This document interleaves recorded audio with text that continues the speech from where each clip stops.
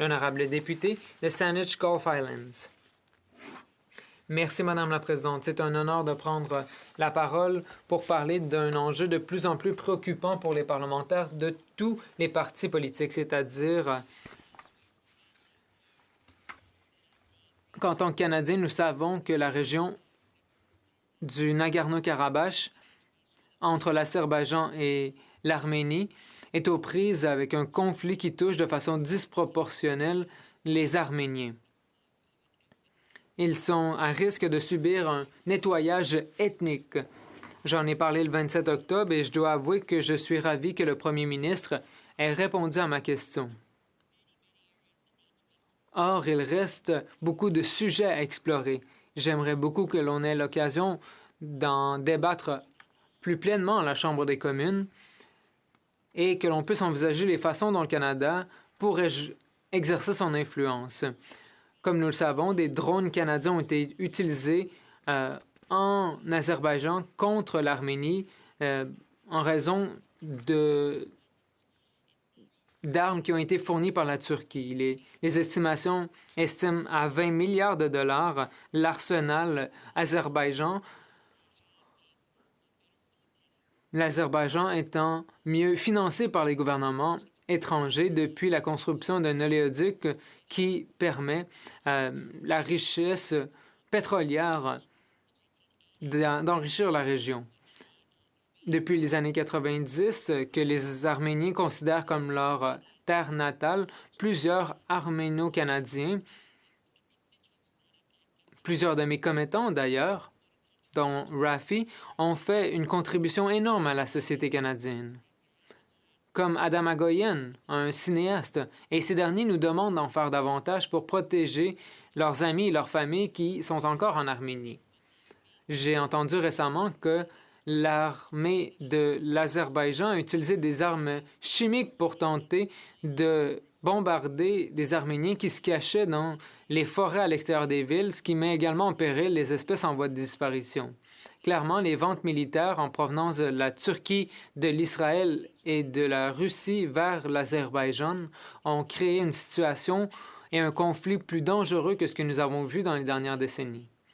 Ma question, c'est que pouvons-nous faire de plus? Le premier ministre dit que nous avons un système rigoureux de contrôle de la vente des armes à feu. Je pense que ce système doit être encore plus rigoureux. Nous pouvons également exercer de la pression sur la Turquie, qui est un membre de l'OTAN. Le Canada et les autres alliés de l'OTAN pourraient en faire davantage pour militer pour un processus de paix.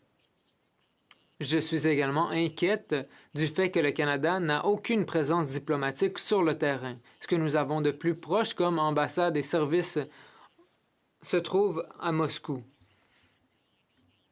Je sais que l'honorable secrétaire parlementaire est présent. Je sais que c'est quelqu'un de très réfléchi et qui s'inquiète également de la situation sur le terrain. Il faut travailler très fort pour développer la paix. On se concentre généralement sur les opérations de maintien de la paix lorsqu'il y a des conflits sur la planète, mais nous ne pouvons agir trop rapidement et permettre aux Arméniens de perdre leur domicile et leur terre en cette période pandémique. J'espère que dans les 6 prochaines minutes, nous pourrons débattre de ce que le Canada pourrait faire de plus, de ce que le monde pourrait faire de plus pour assurer la paix dans la région et restaurer la stabilité. Merci, Madame la Présidente. L'honorable secrétaire parlementaire du ministre des Affaires étrangères. Merci, Madame la Présidente. Je tiens à remercier la députée de Saanich Gulf Islands. C'est un honneur, en fait, pour moi, de me faire questionner par les députés du Parti vert. Je pense que c'est une question très importante pour nous de débattre en cette Chambre. Nous sommes pleinement engagés et profondément préoccupés par la poursuite de l'action militaire au Haut-Karabakh. Nous sommes préoccupés que les cessez-le-feu qui ont été facilités par les États-Unis ont rapidement été violés et nous continuons à appeler les partis extérieurs à rester en dehors de ce conflit alors que nous soutenons la création d'un mécanisme de vérification par le groupe de Minsk de l'OSCE. Le gouvernement a été très clair sur le fait qu'une résolution globale ne peut être obtenue que par un règlement négocié et non par une action militaire. En ce qui concerne notre présence diplomatique, je tiens à dire à la députée de Saanich Gulf Islands qu'elle soulève un point important. Nous avons des relations bilatérales avec l'Arménie et l'Azerbaïdjan qui sont gérées par nos ambassades à Moscou et Ankara, respectivement. Ces missions diplomatiques nous ont permis de développer des liens solides avec Erevan et Bakou.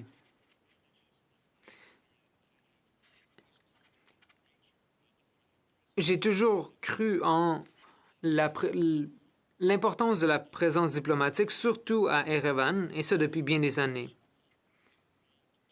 Mais même s'il y a des avantages à entreprendre un travail diplomatique par l'intermédiaire des missions résidentes, le Canada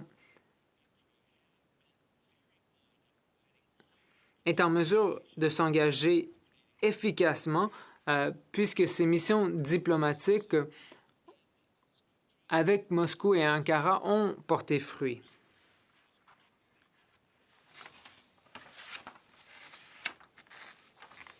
Nos ambassades à Moscou et Ankara ont toutes deux été proactives et ont fait du bon travail pour faire face à cette situation de conflit.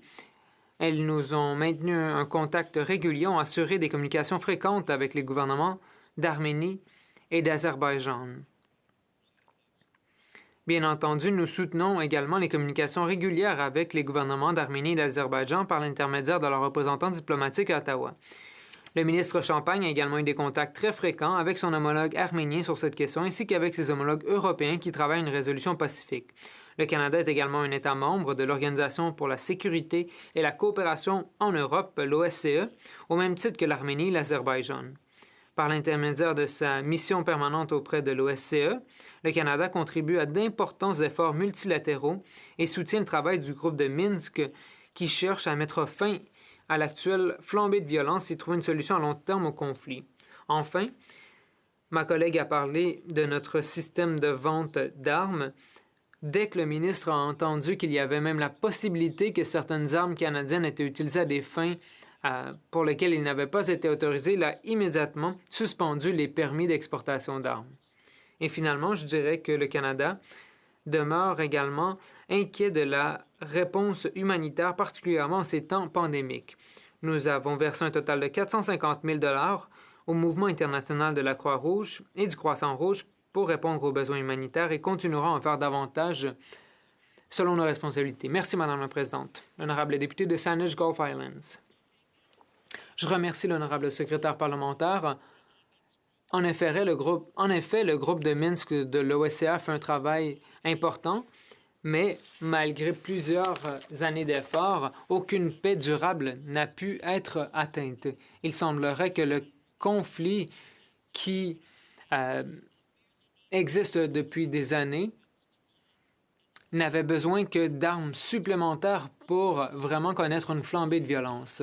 J'espère sincèrement que le Canada peut en faire davantage. Nous sommes vus à travers le monde comme une force positive dans le monde.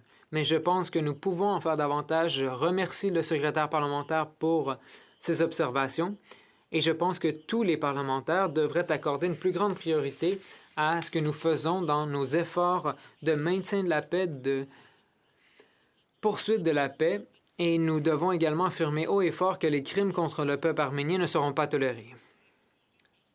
Toutes mes excuses, je dois vous interrompre, l'honorable secrétaire parlementaire. Merci, Madame la Présidente. Et je tiens à vous souhaiter un joyeux anniversaire en retard. Je sais que c'était votre anniversaire hier, Madame la Présidente. Nous restons profondément préoccupés par la poursuite de l'action militaire au Haut-Karabakh.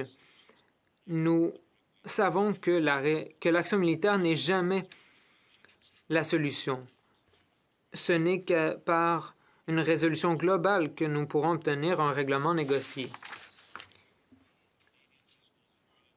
Nous savons la difficulté existentielle auxquelles sont confrontés les Arméniens, y compris la diaspora arménienne ici au Canada. La meilleure façon pour le Canada de contribuer à une paix négociée, durable et constructive est pour le Canada de continuer à jouer un rôle actif dans la région. Merci, Madame la Présidente. Merci pour